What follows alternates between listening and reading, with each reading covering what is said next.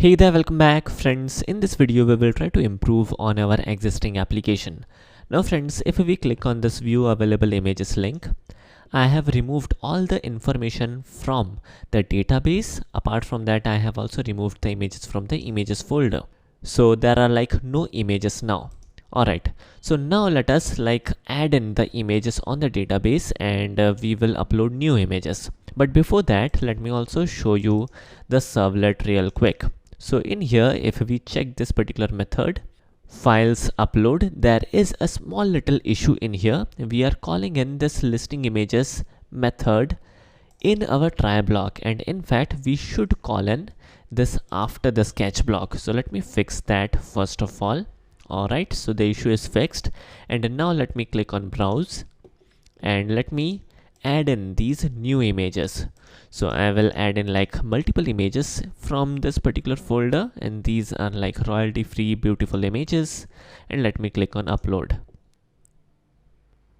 Alright, so now here is the listing of images. Now these images are looking very nice, right? And definitely we will improve on the view as well.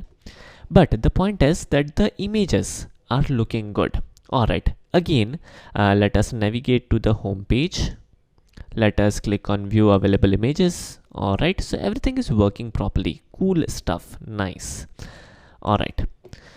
Now let us navigate to our project explorer and let us navigate to our list files.jsp file. Alright, so here is the code which is responsible in loading images.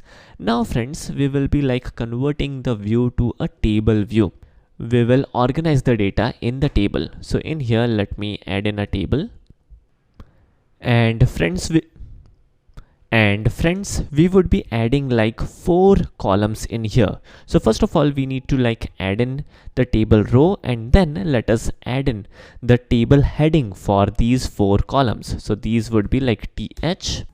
Let me close in the tag as well, and let me copy this particular part couple of times. Alright, so the first heading would be preview, where we will preview the images. The second heading would be available information.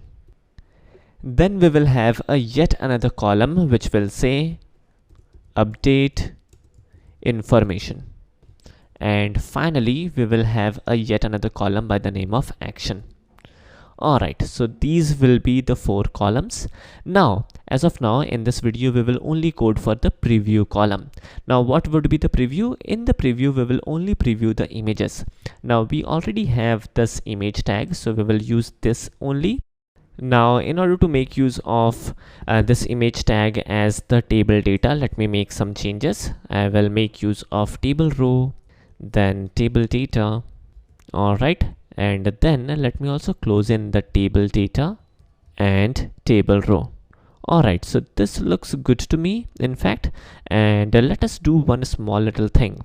We have given the source, which is good enough, but we need to also give the height. Let me give the height as maybe 200 in here.